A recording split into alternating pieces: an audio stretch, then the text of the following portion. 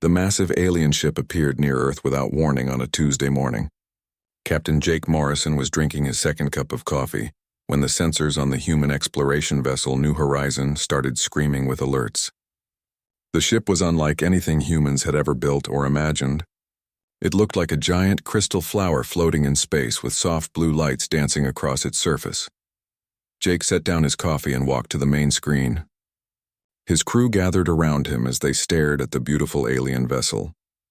Communications officer Amy Foster was already working at her station trying to make contact. The ship was 3 times larger than their own vessel and seemed to glow with an inner light that made it look peaceful and harmless. Aboard the alien ship, Commander Zethkari stood in what humans would call a bridge but looked more like a garden filled with singing crystals. His body was made of living crystal that changed colors with his emotions. Right now he glowed a soft green, which meant he was calm and happy. This was the moment his people had waited for. They were about to make first contact with a new species and welcome them into the Galactic family. The Galactic Council had been watching Earth for many years. They knew humans had developed space travel and were ready to join the thousands of peaceful species that lived together in harmony across the galaxy. Zethkari had studied human broadcasts and believed they were a gentle species that would fit well into their peaceful society. Amy Foster finally made contact with the alien ship. The aliens had learned human languages from their broadcasts and could speak English. Zethkari appeared on the main screen of the New Horizon, and Jake was amazed to see a being made of living crystal that sparkled like diamonds. Zethkari spoke in a voice that sounded like gentle music. He explained that he came from the Galactic Council and wanted to welcome humanity to the galaxy. He asked permission to come aboard their ship to meet face to face. Jake agreed and prepared to receive their first alien visitors. Dr. Lisa Chen was the ship's scientist who studied life forms. She was excited beyond belief as she prepared the meeting room. This was the greatest moment in human history. Jake asked Security Chief Dan Rodriguez to be present, but told him to keep his weapons hidden. They wanted to make a good first impression. When Zethkari and his team beamed aboard the New Horizon, they immediately noticed things that made them uncomfortable. The walls were made of metal and the corridors had a military look. They saw doors marked as weapon storage and noticed that even the peaceful areas had what looked like defense systems built into them. Zethkari tried to stay calm as Jake led them to the meeting room.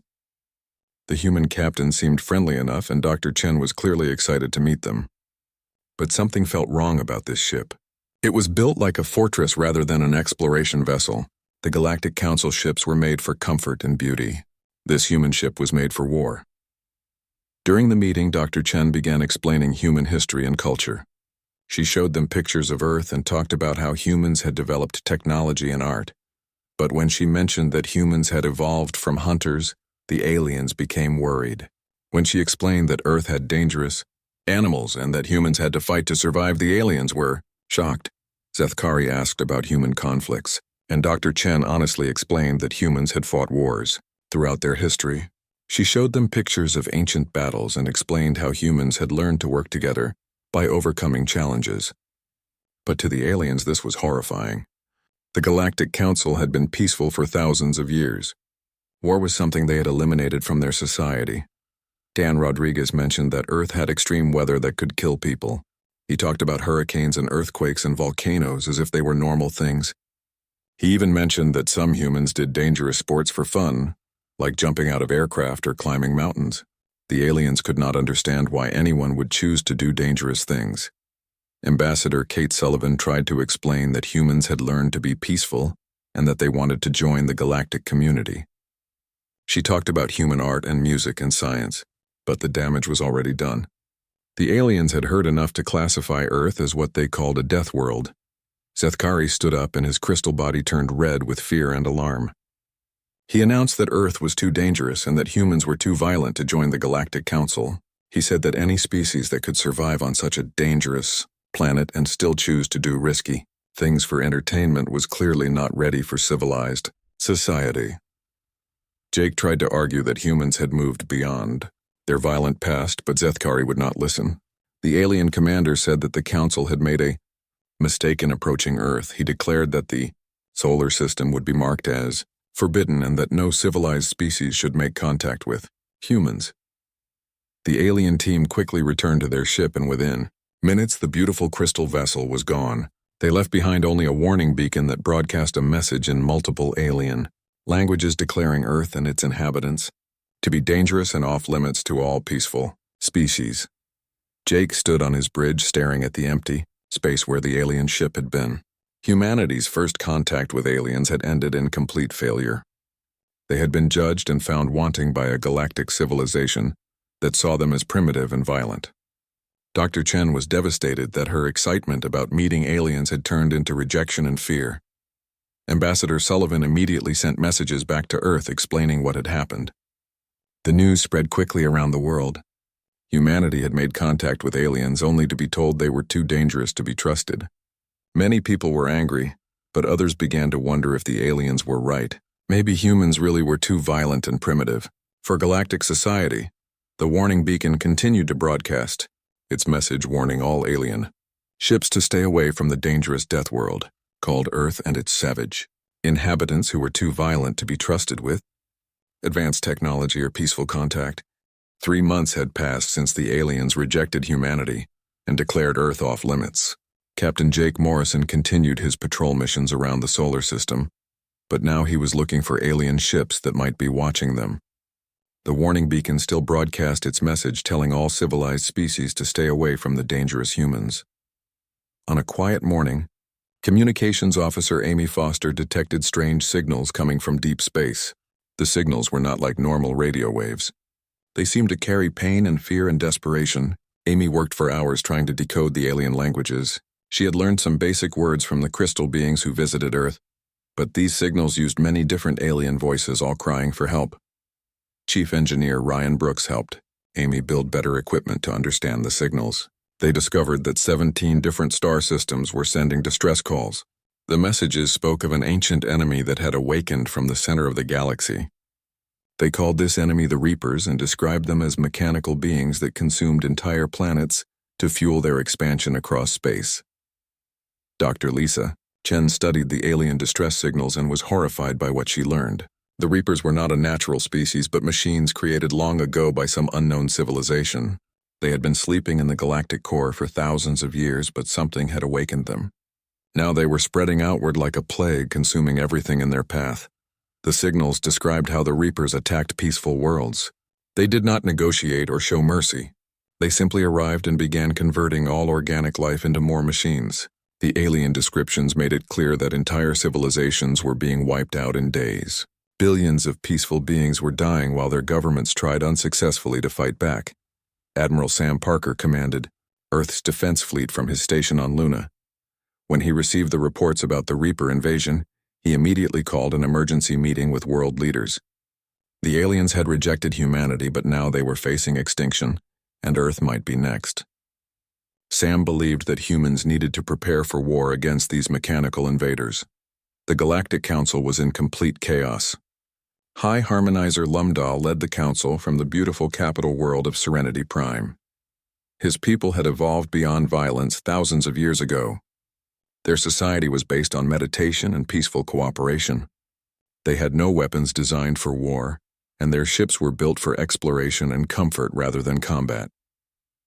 When the first Reaper ships appeared in Council space, the aliens tried to communicate with them.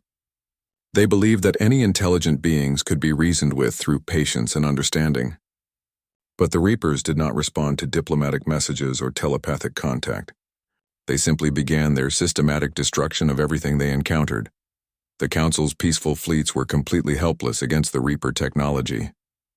Their sonic weapons were designed to stun aggressive animals, not destroy mechanical war machines.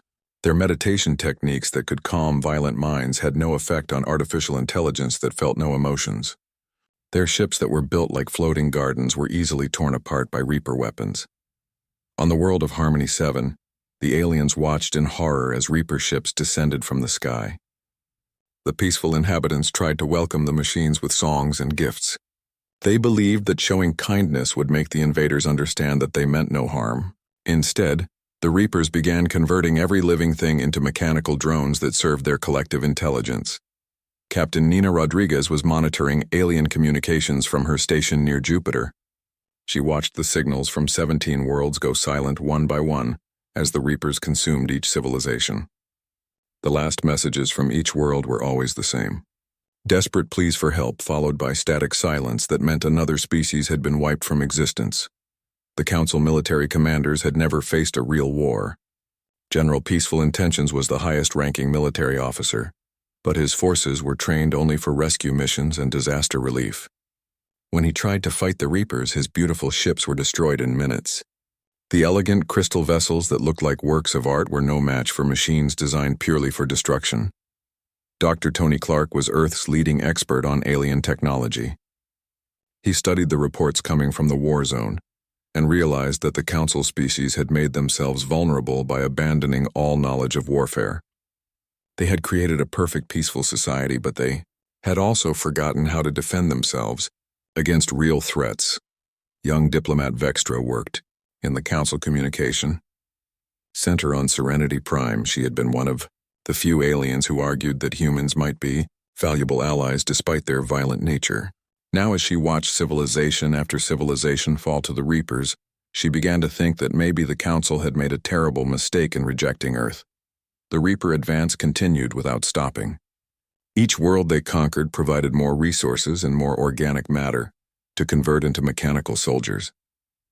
The peaceful aliens who had lived in harmony for thousands of years were completely unprepared for an enemy that showed no mercy and could not be reasoned with. Communications from the war zone described scenes of absolute horror, entire cities being converted into machine factories, children being transformed into mechanical drones, ancient libraries and art galleries being melted down to build more Reaper ships. The mechanical invaders had no interest in preserving the beautiful cultures they destroyed. High Harmonizer Lumdal tried every diplomatic solution he could imagine. He offered the Reapers anything they wanted if they would stop their advance. He sent his most skilled negotiators to try to find some way to communicate. But the machines ignored every attempt at peace and continued their methodical consumption of galactic civilization. As more worlds fell, the remaining Council species began to panic. Some tried to flee to the outer regions of the galaxy, but the Reapers were spreading in all directions. Others attempted to hide their planets using advanced technology, but the machines always found them. A few desperate species even tried to surrender and offer to serve the Reapers, but the machines had no interest in servants. Vextra realized that the Council needed help from someone who understood warfare and violence. The peaceful species had created weapons for hunting and self-defense, but they had never developed the kind of military technology needed to fight a real war. They needed allies who had experience with violence and destruction. Late one night when her supervisors were in meditation, Vextra accessed the forbidden communication systems. She knew that contacting the quarantined humans was against Council law, but she also knew that her people were facing extinction. She composed a simple message in basic English and aimed it toward the solar system, where the dangerous Deathworlders lived. Her message was short and desperate. "Help us, we were wrong about everything." She sent the signal toward Earth knowing that it might be her civilization's last hope for survival. Colonel Rick Martinez was working the night shift at Solar Defense Command when the alien message arrived. The signal was weak and desperate, sounding very different from the confident rejection humanity had received 3 months earlier. Amy Foster had taught the defense computers to recognize alien languages, so the translation came through clearly. "Help us, we were wrong about everything." Rick immediately called President Helen Morrison, who was in an emergency cabinet meeting discussing the Reaper threat. Earth had been monitoring the alien distress signals, and everyone knew that mechanical invaders were destroying civilizations across the galaxy. The question was whether humanity should help the aliens who had rejected them or focus on defending Earth. President Morrison made the decision quickly. She authorized Operation Galactic Shield and ordered the immediate mobilization of Earth's military forces. Some advisors argued that humans should let the aliens face the consequences of their prejudice, but Morrison believed that no species deserved to face extinction, even if they had been wrong about humanity. Within 6 hours, every major military base on Earth was buzzing with activity. Commander Alex Turner led the engineering teams that began converting civilian factories to military production. Car companies stopped making vehicles and started building armored fighting machines. Shipyards that built ocean vessels began constructing space battleships designed for war. The transformation of Earth's industry amazed even the humans themselves. Assembly lines that had been making computers and televisions were retooled to produce weapons and armor. Research facilities that studied peaceful technologies were redirected to develop new ways to destroy mechanical enemies. The entire planet became a war machine in less than a week. Captain Nina Rodriguez was given command of the flagship Earth's Fury, which was being built at the Luna shipyards. The massive vessel was designed using every lesson humans had learned from thousands of years of warfare. It carried enough nuclear weapons to destroy a small moon, and had armor thick enough to survive direct hits from any known weapon. Dr. Tony Clark's research team made a crucial discovery while studying the Reaper technology described in alien distress signals. The mechanical invaders used quantum shielding that could predict and deflect energy weapons based on mathematical formulas. But human weapons were deliberately designed to be chaotic and unpredictable rather than mathematically perfect. The very primitive nature of human warfare became their greatest advantage against the Reapers. While alien weapons followed precise scientific principles, human weapons were built to cause random destruction. Nuclear explosions created unpredictable radiation patterns. Kinetic weapons followed ballistic trajectories that could be adjusted on the fly. Chemical explosives produced chaotic blast effects that no computer could perfectly predict. Sergeant Pete Williams commanded the Marine units that would board enemy ships and fight hand-to-hand inside Reaper vessels. His soldiers trained with weapons that seemed primitive compared to alien technology, but were actually perfectly suited for close combat against mechanical enemies. Plasma torches that could cut through metal armor, electromagnetic pulse grenades that disabled electronic systems, old-fashioned bullets that could punch through circuits that energy weapons might miss. The human war fleet that assembled in Earth orbit was a terrifying sight. Ships bristling with missile launchers and railguns and plasma cannons, vessels designed not for comfort or beauty but for pure destruction. Every human warship carried enough firepower to level a city and was crewed by soldiers who had trained their entire lives for combat. Admiral Sam Parker took command of the fleet from the bridge of the Earth's Fury. He had studied every piece of information about Reaper tactics and technology. The mechanical enemies were powerful and numerous, but they fought in predictable patterns. Human military doctrine emphasized adaptability and chaos, which might be exactly what was needed to defeat machines. As the fleet prepared to depart, Earth received more alien signals. Some were desperate pleas for help from civilizations that were about to be destroyed. Others were warnings from alien military commanders telling humans to stay away because the Reapers were too powerful. A few messages came from aliens, who had monitored human military preparations and were shocked by what they saw. Commander Steve Johnson piloted the lead reconnaissance ship that would scout ahead of the main fleet. His vessel was smaller than the battleships but carried advanced sensors and stealth technology. Steve's job was to find the Reaper forces and identify their weaknesses before the main battle began. The journey to the first alien world under attack would take several days, even with humanity's fastest ships. During the trip, human commanders studied everything they could learn about their mechanical enemies. The Reapers seemed to rely on overwhelming firepower and superior numbers. They had never faced an enemy that used unpredictable tactics or weapons designed for chaos rather than precision. Dr. Maria Santos developed what she called the Human Chaos Protocol.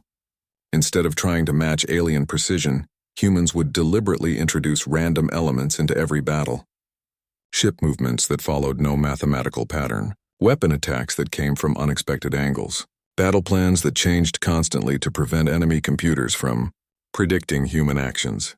Captain Joe Turner commanded the assault troops who would fight on the ground if humans could reach besieged alien worlds.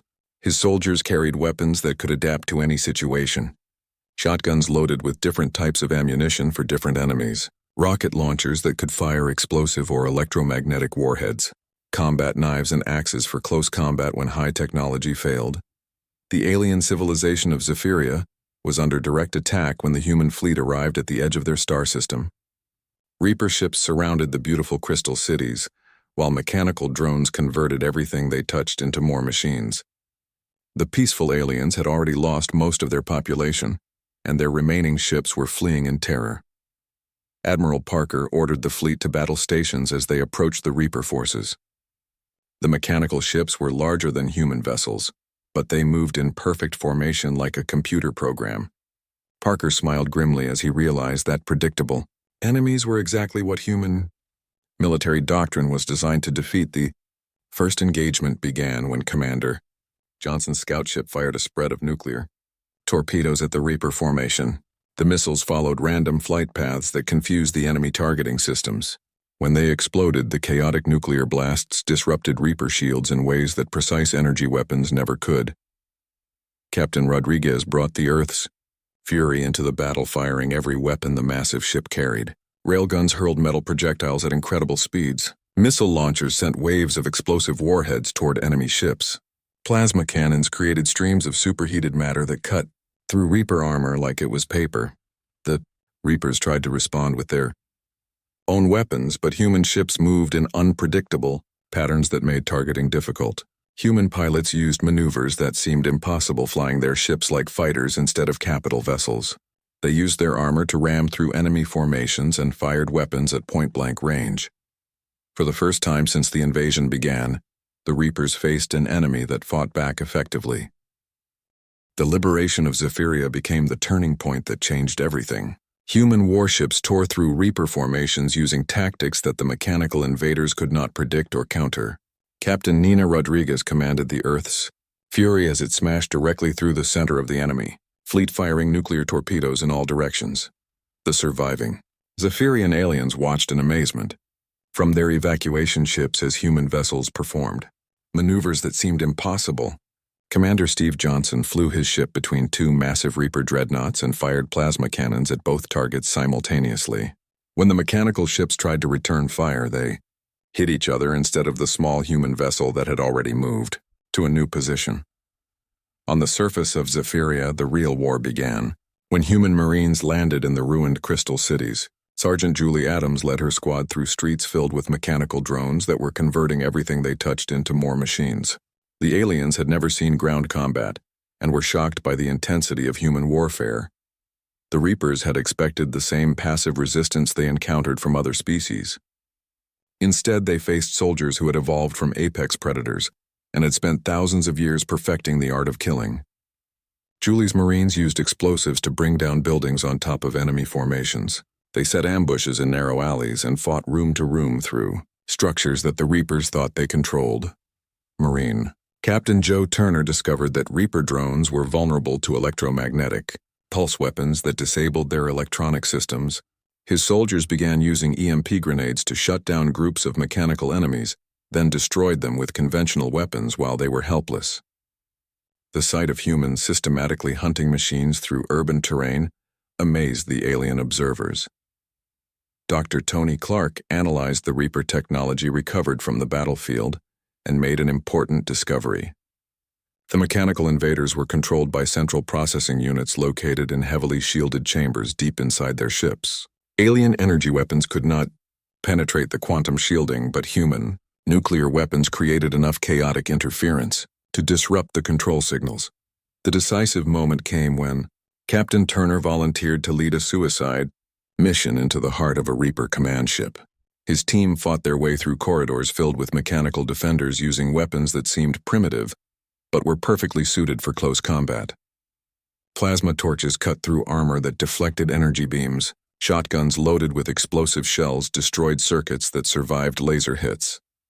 Turner and his Marines reached the central chamber, where they found a massive computer core surrounded by quantum shields. The Zephyrian aliens watching through cameras believed the mission had failed because no known weapon could penetrate those defenses.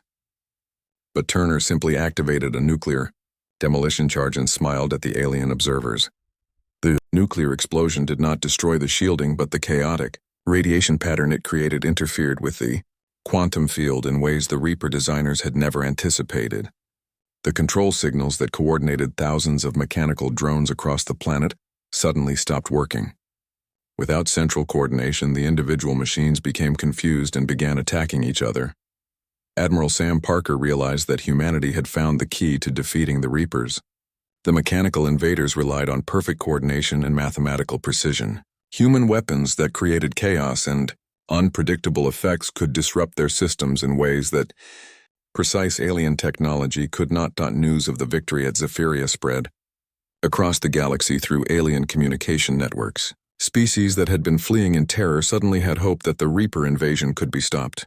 But more importantly, they began to understand that the humans they had rejected as primitive and violent were actually the most advanced warriors in the galaxy. Dr. Maria Santos expanded her chaos protocol into a complete battle doctrine that other species could learn. Instead of trying to match Reaper precision, Allied forces would deliberately introduce random elements into every engagement. Ship movements that followed no pattern, weapon attacks from unexpected directions, battle plans that changed constantly to prevent enemy adaptation. The human fleet grew larger as more ships arrived from Earth carrying weapons the galaxy had never seen. Captain Lucy Roberts commanded a vessel that used gravity acceleration to fire projectiles instead of energy weapons. The concept was so primitive that Reaper defensive systems could not calculate the trajectory of solid metal slugs that followed ballistic paths. Admiral Bob Stevens developed strategies that appeared completely illogical to both mechanical enemies and alien allies. He ordered ships to retreat when they were winning and attack when they seemed defeated. He used damaged vessels as bait to lure Reapers into traps. He even ordered deliberate collisions between human ships and enemy vessels because the resulting explosions created useful chaos. The Liberation Fleet grew into a massive armada as human industrial capacity reached full war production. Every day new ships arrived carrying fresh troops and advanced weapons. Earth's factories worked around the clock producing everything from nuclear warheads to combat knives. The entire human species had mobilized for total war against the mechanical invaders. Captain Rick Martinez commanded a new type of warship designed specifically for fighting Reapers. His vessel carried no energy weapons at all, instead relying entirely on kinetic projectiles and explosive warheads. The ship looked primitive compared to alien technology, but it could destroy Reaper formations that had easily defeated the most advanced Council fleets. The aliens began to understand that human primitive appearance was actually sophisticated adaptation to warfare. What they had seen as crude violence was actually highly evolved tactical thinking. What they had dismissed as dangerous aggression was actually the kind of protective instinct that made humans willing to die to save others.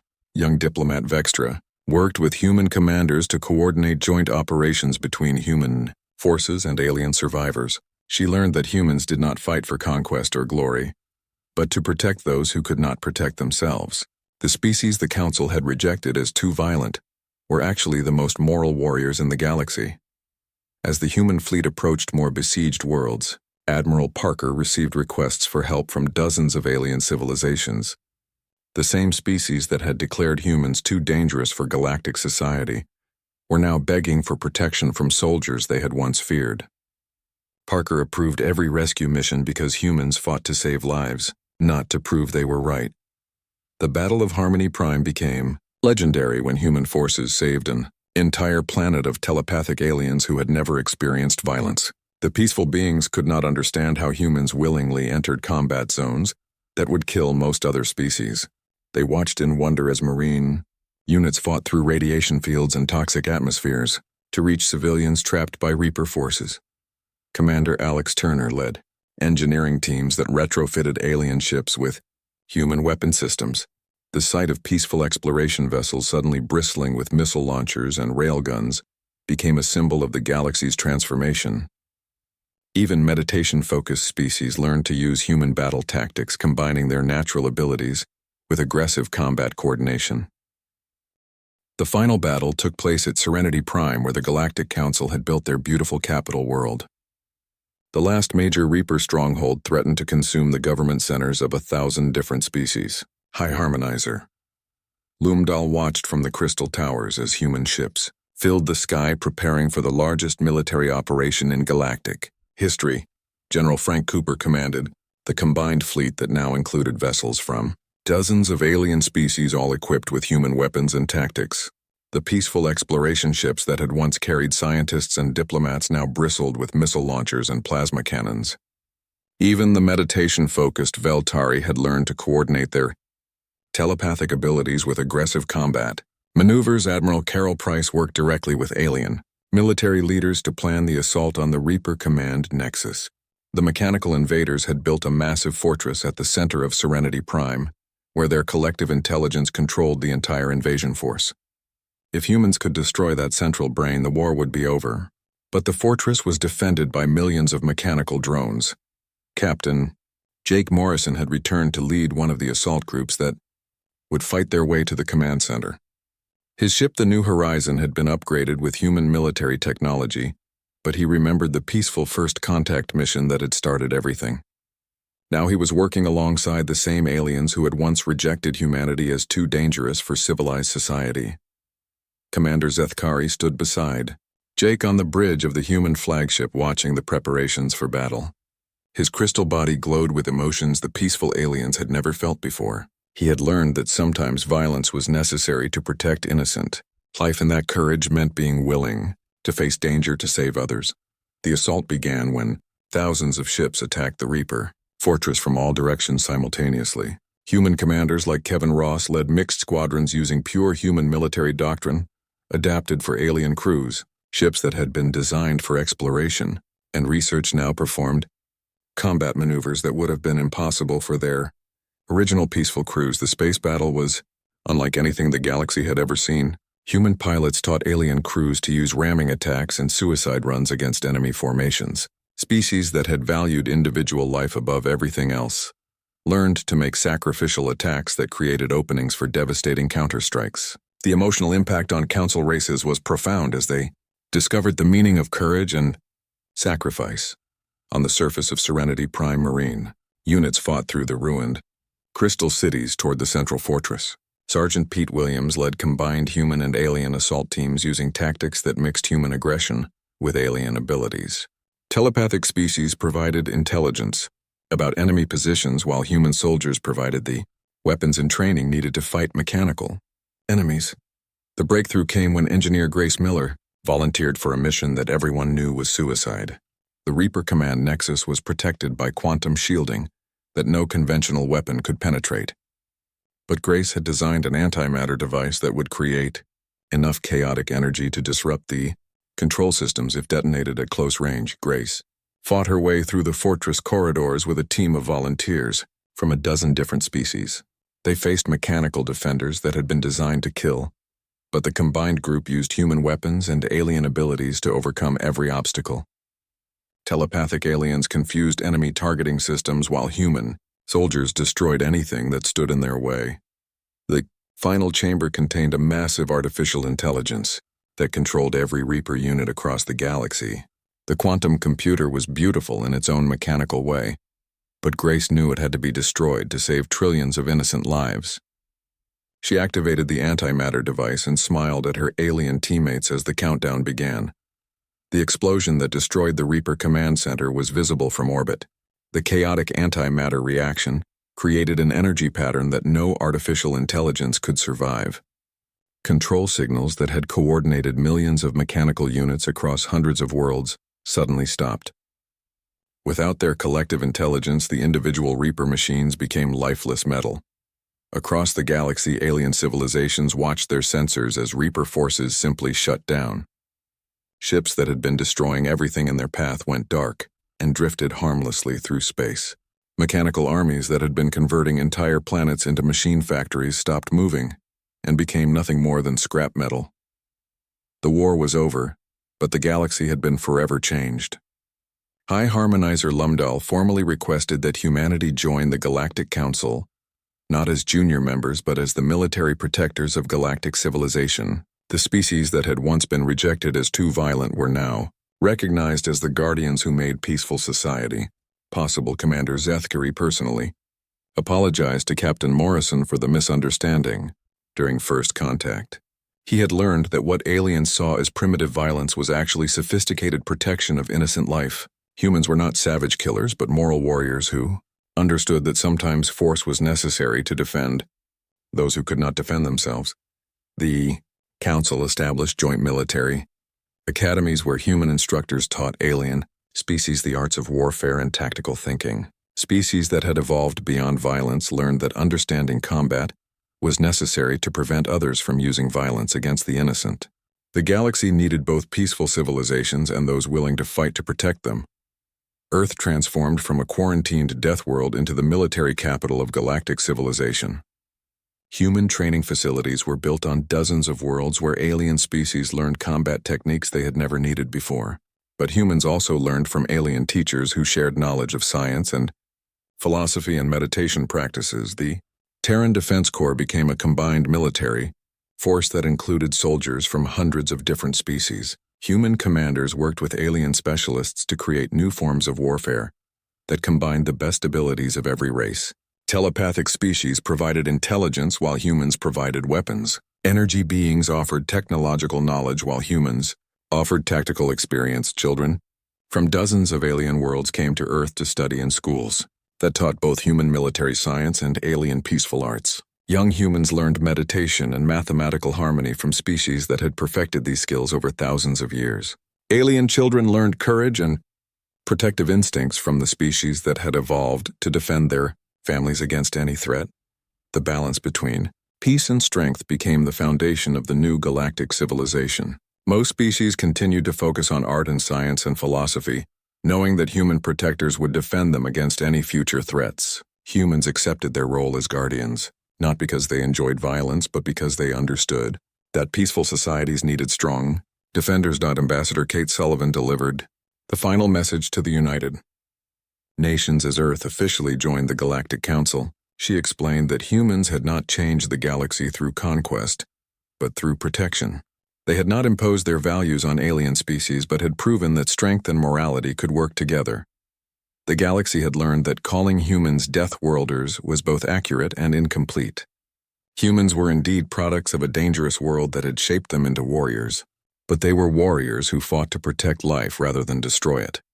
Sometimes the galaxy needed monsters to fight the real monsters, and humanity had proven they were exactly the right kind of monsters for that job.